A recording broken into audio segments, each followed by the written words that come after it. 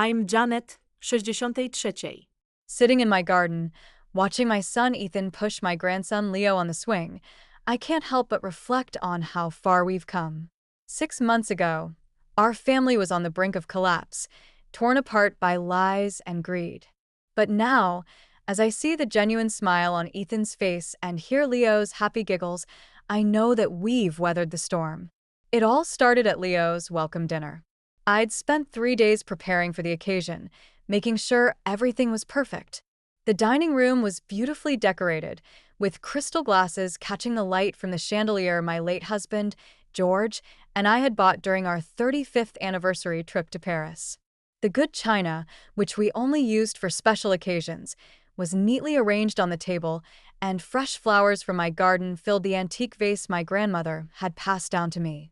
When Ethan and his wife, Lily, arrived with Leo, my heart swelled with joy. But Lily barely acknowledged me as she handed Leo to Ethan and walked past me into the house. Tensions between us had been high for years, but I was determined not to let anything ruin this special night.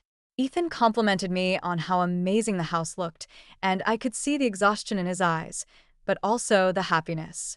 I reached out to touch Leo's tiny hand and asked if I could hold him, but Lily quickly intervened, saying he'd just fallen asleep in the car, and it was better not to disturb him. Ethan gave me an apologetic look, and I led them into the dining room where my brother Carl and his wife, my sister-in-law Diane, and a few close family friends were already seated. Dinner started off pleasantly, with most of the conversation centered around Leo and how Ethan and Lily were adjusting to parenthood. As dessert was served, Carl raised his glass to propose a toast to Leo and to me for the wonderful dinner. Everyone raised their glasses, but Lily's expression soured at the mention of my name.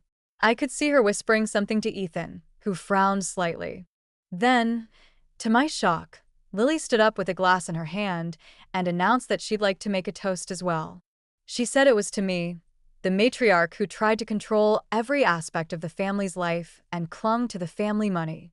The room fell silent, and I felt the blood drain from my face. Ethan looked horrified but said nothing, and his silence cut deeper than Lily's words. I'd kept quiet for 5 years, watching Lily manipulate Ethan and plant seeds of distrust between us. But at that moment, all the pent-up anger and frustration came crashing down on me. I stood up slowly, reached for the microphone, and decided to reveal the truth about the inheritance. I told everyone that the inheritance George had left was meant to secure Ethan's future and Leo's education. It wasn't just money to be spent however Lily wished. The trust could only be accessed under specific conditions, and George had made sure of that. I also showed Ethan the bank statements and credit card bills that Lily had been hiding from him. Lily's face went pale, and she tried to deny everything, saying I was lying and manipulating Ethan. But Ethan could see the truth, and he was shocked and confused. Lily's carefully constructed facade began to crumble, and the tension in the room was palpable. After the dinner, the days that followed were eerily quiet. Ethan left with Lily and Leo that night, and I spent 3 sleepless nights wondering if I'd made the right decision. On the 4th day, Ethan came to my house alone, looking exhausted and defeated. He told me he'd found more evidence of Lily's deception, including plans to sell my house and the lakeside cabin that George and I had bought 30 years ago. Just as we were talking, Lily showed up, furious. But then, to our surprise, a woman who looked very similar to Lily, her sister Mia, arrived. Mia revealed that this wasn't the first time Lily had done something like this. She'd manipulated her previous husband, Mark, until his family disowned him and drained his bank accounts. Lily was in denial at first, but as more evidence came to light, she finally admitted that she'd married Mark for his money and had been trying to get control of the inheritance. She said she'd grown up with nothing and was jealous of our family's wealth. The weeks that followed were tough. Lily filed for full custody of Leo, claiming Ethan was unstable. But with Mia's testimony, the financial evidence, and the documentation of Lily's plans, her case began to fall apart. 3 months into the custody battle, Lily disappeared without a trace. 2 weeks later, Mia received a postcard from Las Vegas. Lily said she was starting over and asked Mia to tell Ethan she was sorry and that she loved Leo.